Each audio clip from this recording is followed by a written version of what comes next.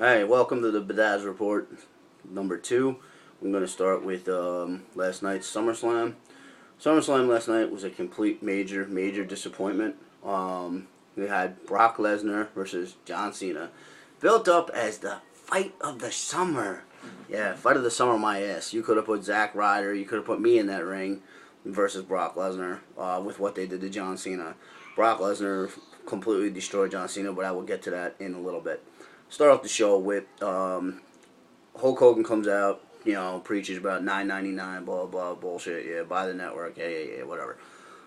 Ziggler comes out versus Miz. Great match, back and forth.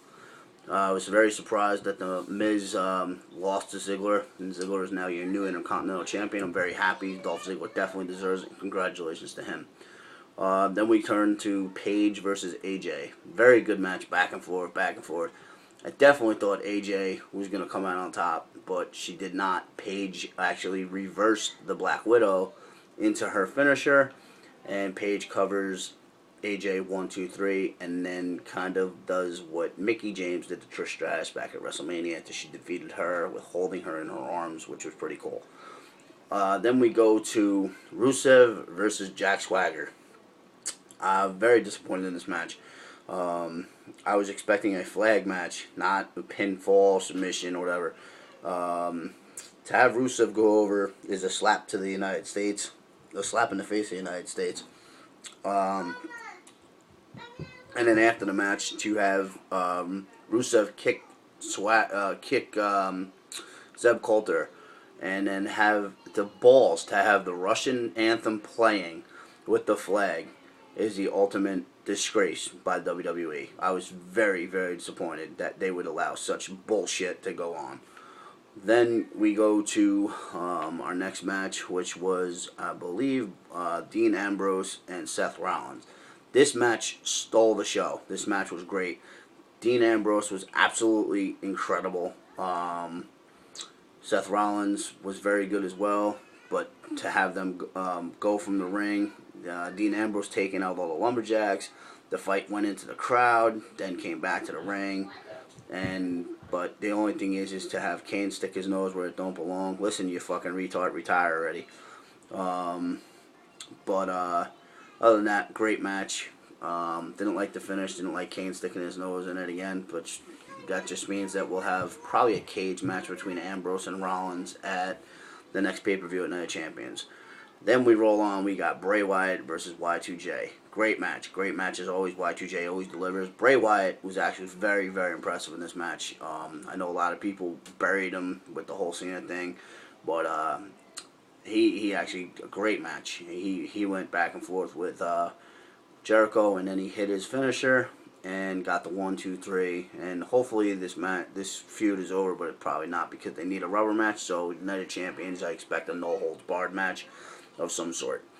Then we move on to Brie Bella versus Stephanie McMahon. Good match. Just don't understand one thing. How the hell are you going to turn Nikki Bella on Brie Bella? And they, meanwhile, promote WWE and also with Total Divas. How the hell does that work? Somebody please explain that to me on how you're going to go forward with that. Made no sense. And this would have been the perfect opportunity for the whole John Cena thing, which I'll get to in a little bit. But anyway, Stephanie McMahon goes over with the help of Nikki Bella. Of course, Nikki turning on Brie. Triple H, Stephanie celebrating the ring, and that ends that match. Then we got Roman Reigns versus Randy Orton. Great match, back and forth. Roman Reigns looked very good. The only problem I have with this match is there was too many holds within the beginning of the match. The match was kind of boring. It kind of dragged on. And but in the end, you saw Orton hit a beautiful RKO when Reigns went for a spear. He caught him in midair, did the RKO, and then of course we seen Roman Reigns, of course, hit his spear to win the match. He looked very dominant, and I'm sure they've got big plans for him going forward. Now we move on to major disappointment of the night. Brock Lesnar, John Cena. Built up to be the biggest fight of the summer. Not even close. It was 30 minutes of a beating. 30 minutes of an ass whooping. And I don't understand. 12 years, maybe longer, John Cena has done everything for this company. Make-A-Wish Foundation, autograph sessions, Fruity Pebbles, Capri Sun, you name it. Pretty much anything that WWE's asked him to do, movies, etc., he's done it. And to bury, and that's what they did. They buried John Cena last night. The way they did was absolutely disgusting and made me actually want to throw up. I was disgusted with what I saw. If this is the new direction the WWE is going, they might as well fold their tent and go home, because they'll be just like TNA, out of business real soon. That was absolutely horrible. WWE putting the strap on Lesnar is disgusting. It makes me sick to my stomach. And let's talk about Lesnar. Lesnar's in the WWE for one reason and one reason only: money. He's not in it for the fans. He's not in it to help anybody or anything like that. He's not in it to put anybody over. He's in it for himself. Let's go back to the fact of, why did he come to WWE? Well, he came to WWE because he got his ass kicked in the UFC, and he couldn't cut it in the UFC anymore because everybody fucking beat the shit out of him. So let's face it, the only one that Lesnar really beat in the UFC was two people. He beat Randy Couture and Carwin by a lucky second round. He got his ass kicked in the first round, and he should have lost that match, but Carwin got tired. Other than that, Lesnar really wasn't shit in the UFC either. But go back to the match. Lesnar dominated for 30 minutes, pretty much. Seen him hit maybe 2 moves, and then Lesnar ground and pound, F5s, 16 German suplexes. 16 German suplexes. If I paid money to go to this event, I would be pissed off like no tomorrow. I'd want my money back. If I ordered this event and paid $60, I'd want my money back, because it was absolutely disgusting. You built this up to be the fight of the summer. Far from it. Not even close. And to all you Cena haters, and I'm talking to the majority of you fucking men out there, I'm not a John Cena fan. Not at all. I'm an Undertaker fan. Die hard. But to all you Cena haters talking about, oh, you can't wrestle, blah, blah, blah, this, that. But meanwhile, you will cheer for CM Punk, who pretty much told you fuck you and left the company. Cena does everything for the company, does everything for any kid, the whole 9 yards. And for all you Cena haters that sit there and talk shit about him, fuck you. You know what? I'd love to fucking, for him to get a hold of all you that like to sit there and run your mouth and everything like that. You can't wrestle, this, that.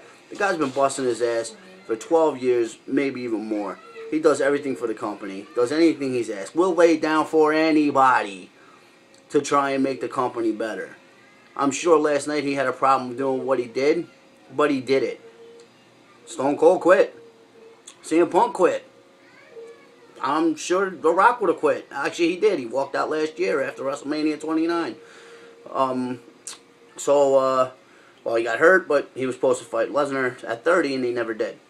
So, with this in closing, WWE needs to wise up. Get the strap off of Lesnar ASAP. You know he's not going to be around for the long haul. He's going to be around for another 30 days, and then guess what, guys? He goes bye-bye for another 6 months.